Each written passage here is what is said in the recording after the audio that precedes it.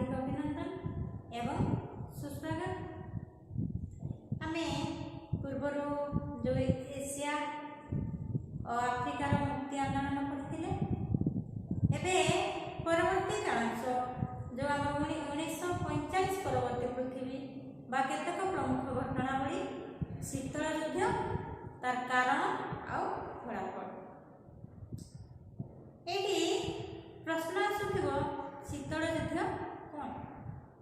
शीतल युद्ध या एक अस्त्र शस्त्र युद्ध नुहे। ए युद्ध कहीं आरंभ होता ना गोटे आदर्शगत विभेद जो अपप्रचार कूटनीति स्तरीय प्रतिद्वंदिता।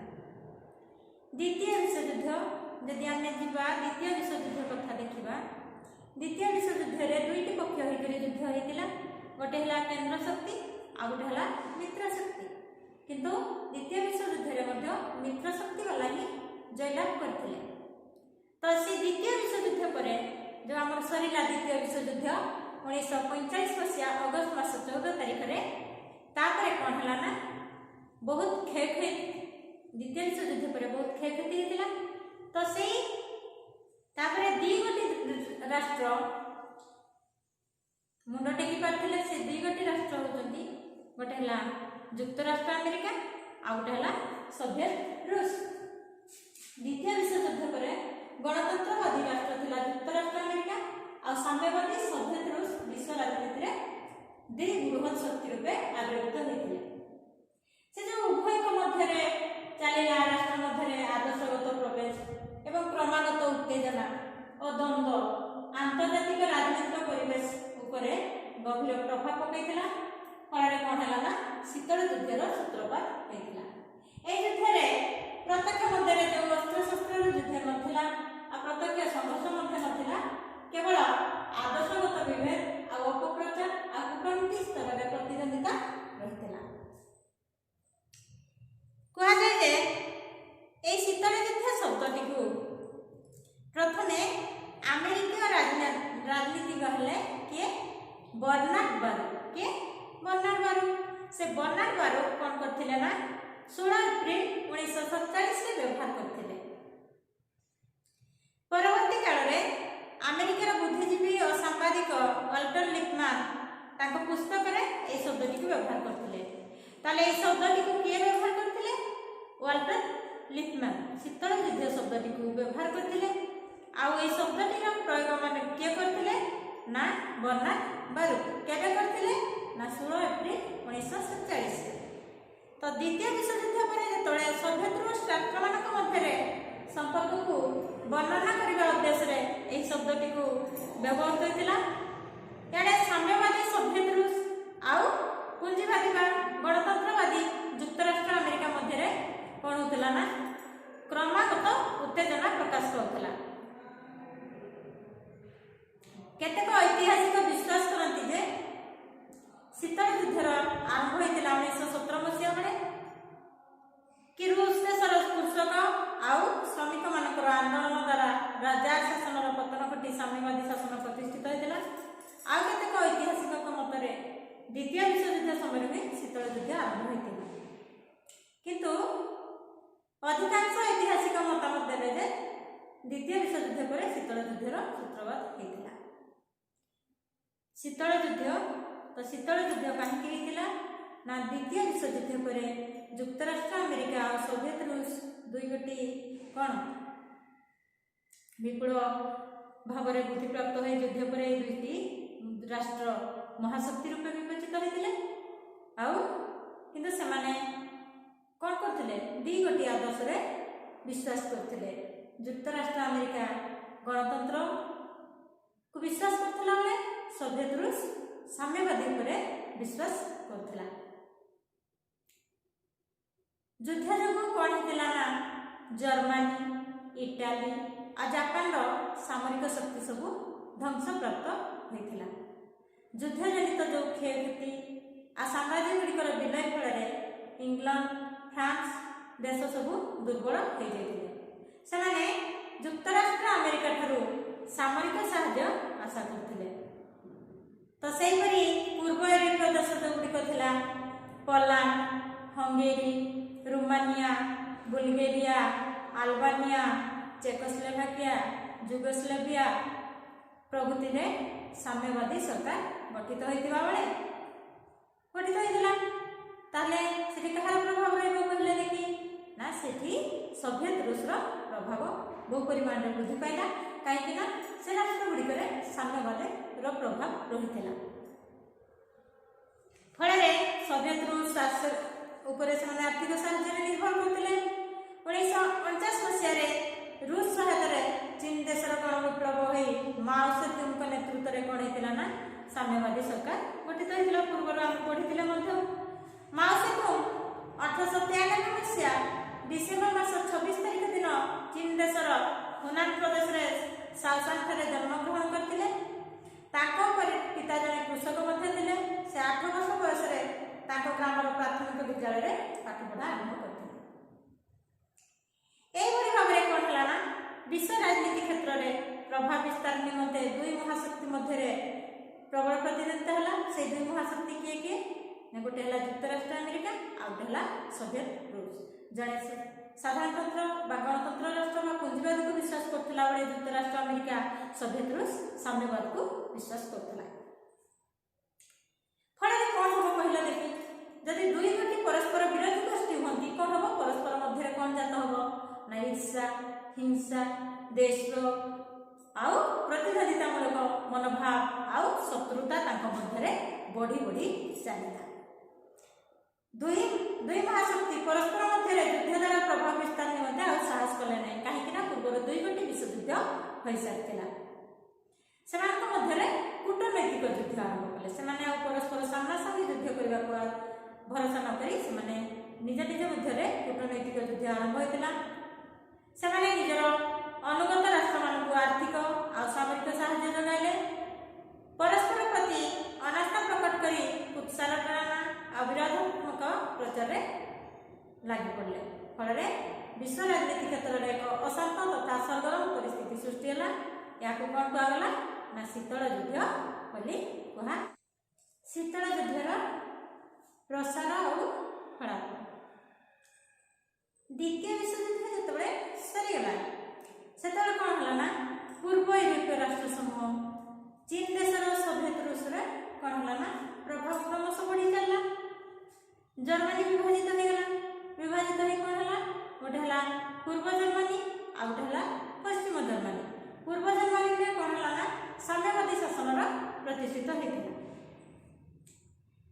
ସେତେବେଳେ କ'ଣ ହେଲା ନା ପୂର୍ବ ୟୁରୋପକୁ ସାମ୍ୟବାଦର ଲୌହ ପରଦାରେ ଆଚ୍ଛାଦିତ କରିସାରିବା ପରେ ସୋଭିଏତ ରୁଷ କ'ଣ ଚାହିଁଲା ନା କିଭଳି ଭାବରେ ପଶ୍ଚିମ ୟୁରୋପ ଆଡ଼େ ଦୃଷ୍ଟି ନିକ୍ଷେପ କରିବାକୁ ଆରମ୍ଭ କଲା।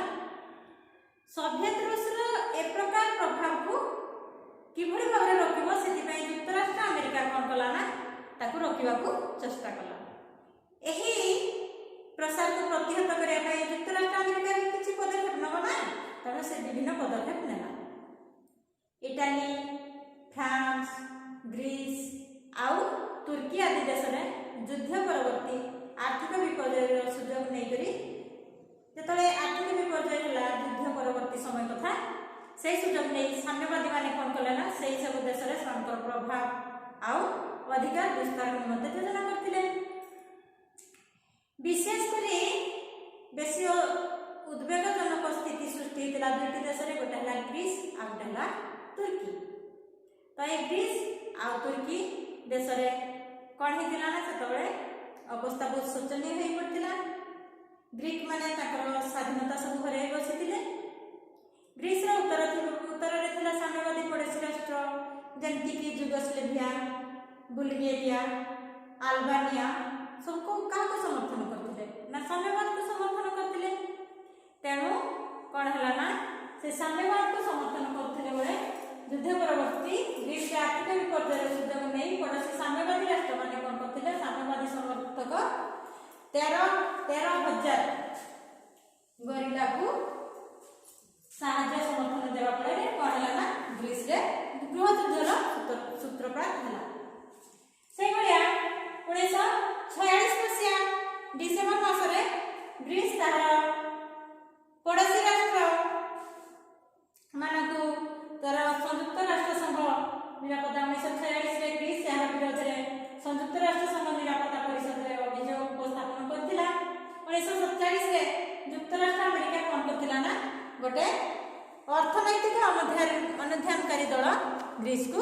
पठाई थिला। तेणु 1947 मसीह कौन है ना 1947 मसीह जनवरी मासरे युक्तराष्ट्र अमेरिका मध्य एक अर्थनैतिक अनुधानकारी दल से पठाइला। तुर्कीर अवस्था मध्य अत्यंत उद्वेगजनक हो पड़ता। 1945 मसीह सोवियत रूस तुर्की सहित जो तार पुरातन बंधुत्व चुक्ति नवीकरण निमंते मना कर देथिला। कारण से चुक्ति अनुसार कौन होता ना पूर्व तुर्कीर दुईटी विराट प्रदेश पर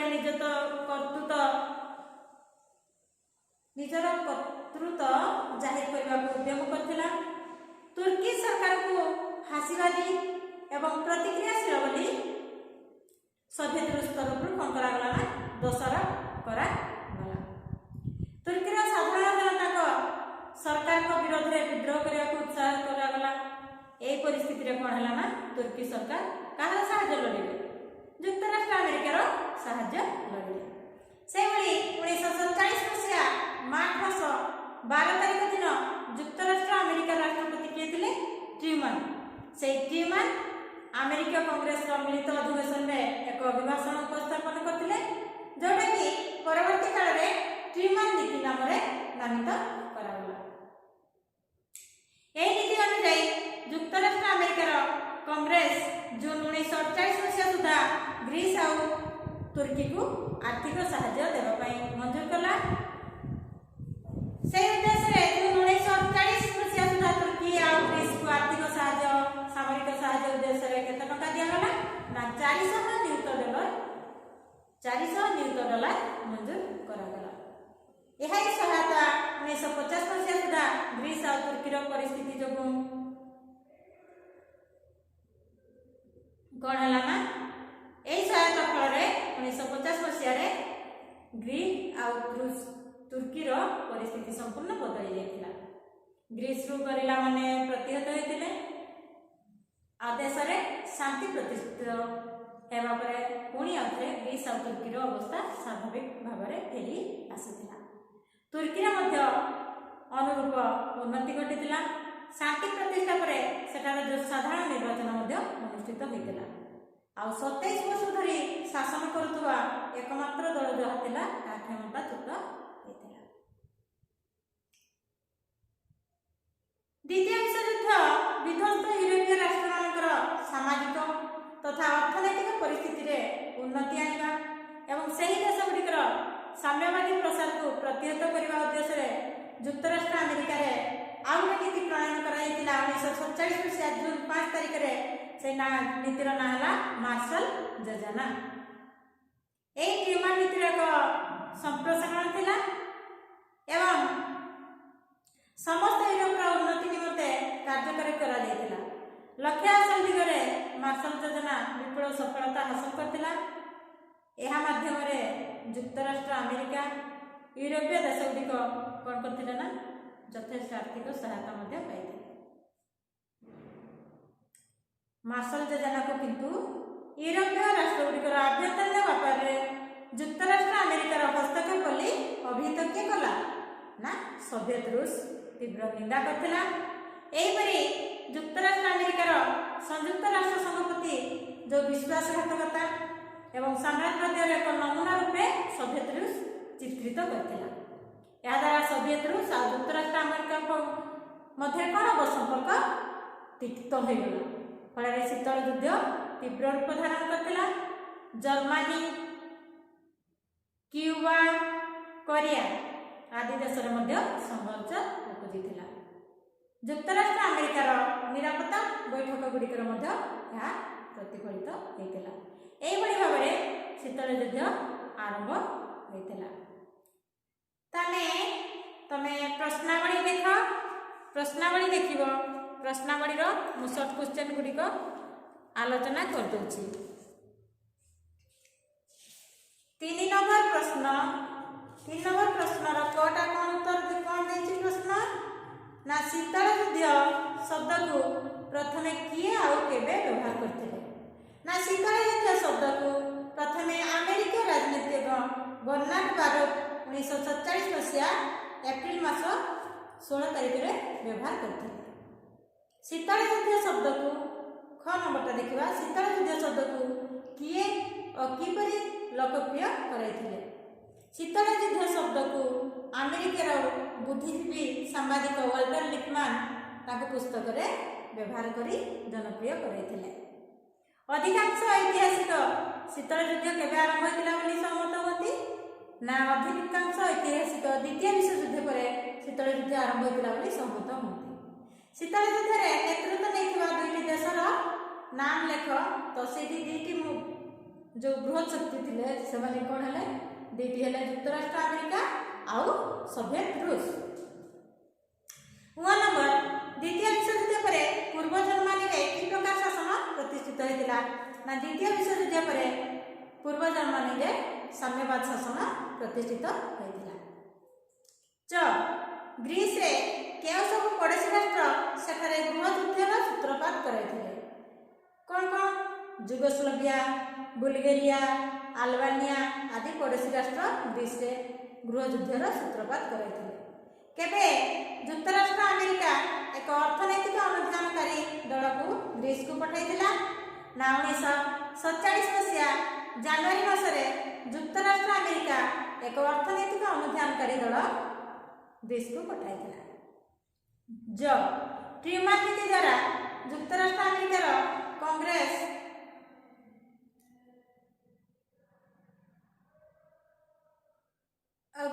ग्रीस तुर्की पाई मंजूर करबा थिबा सहायतार परिमाण केते थिला ना मंजूर करिया ट्रूमैन नीति द्वारा युक्तराष्ट्र अमेरिकार कांग्रेस और ग्रीस तुर्की पाई मंजूर करथिबा आर्थिक सहायतार परिमाण $400 थिला।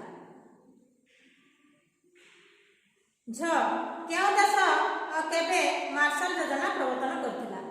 युक्तराष्ट्र अमेरिका 1947 मसीहा जून 5 तारिख रे मार्शल योजना प्रवर्तन करथिला। नियम शीतल युद्ध तीव्र रूप धारण करिवारु केउ सब देश रे संघर्ष उपजिला। शीतल युद्ध तीव्र रूप धारण करिवारु जर्मनी क्यूबा आउ कोरिया आदि देश रे संघर्ष उपजिला। सेबळे 4 नंबर देखिबा निम्न रे प्रत्येक प्रश्न रे दिया जाइबा 4 गोटी विकल्प मध्यरु ठीक उत्तरटी बाछि लिखिबो। केउ देश रे 1917 मसीहा रे कृषक और श्रमिक आंदोलन संगठित होइतिला। ऑप्शन अछि first option France, second Italy, third रूस, फोर्थ रे जर्मनी। तो केउ देश रे हबो ना थर्ड ऑप्शन रूस। ख केउ मसीहा रे चीन देश रे माओ सेतुंग नेतृत्व रे साम्यवादी सरकार गठित होइतिला। फर्स्ट ऑप्शन अछि 1947, सेकंड हला 1948, थर्ड हला 1949, फोर्थ हला 1950। ताने हमर तृतीय नंबर ऑप्शन 1950 मसीहा हो। ग केउ देश रे गृह युद्धर सूत्रपात कराइबार दायी देश थिला। तुर्की फर्स्ट ऑप्शन अछि जर्मनी, सेकंड रे जर्मनी, थर्ड रे फ्रांस और फोर्थ रे बुल्गारिया। तो गर उत्तर हबो बुल्गारिया। घ ग्रीस केबे संयुक्त राष्ट्र संघर निरापत्ता परिषद रे तार पड़ोसी राष्ट्र मानक विरोध रे अभियोग करिथिला। फर्स्ट ऑप्शन अछि 1946 डिसेंबर, सेकंड ऑप्शन अछि 1947 जनवरी, थर्ड ऑप्शन अछि 1947 मार्च, फोर्थ ऑप्शन अछि 1947 जून। तो एटा हबो सेकंड ऑप्शन 1946 डिसेंबर मासरे। हुआ केउ देश मार्शल योजनार तीव्र निंदा करिथिला। फर्स्ट ऑप्शन हला चीन, सेकंड ऑप्शन हला सोवियत रूस, थर्ड ऑप्शन हला बुल्गारिया, फोर्थ हला जुगोस्लाविया। ताले एठी तार उत्तर हबो सठिक उत्तर सेकंड ऑप्शन सोवियत रूस। जेहेतु मेध परीक्षा अछि आमे 4टी ऑप्शन वाला प्रश्न पढ़िबो। आमे अधिक अधिक तमे सब नोट प्रस्तुत करिवो, वीडियो को मध्य देखिवो। ठीक अछि। मेधा परीक्षा ऑनलाइन अछि हमर 30 तारिख दिन। पाठ भल भाव पढ़ापढ़ी करतवा। ठीक अछि। आज पे एतिकी। धन्यवाद।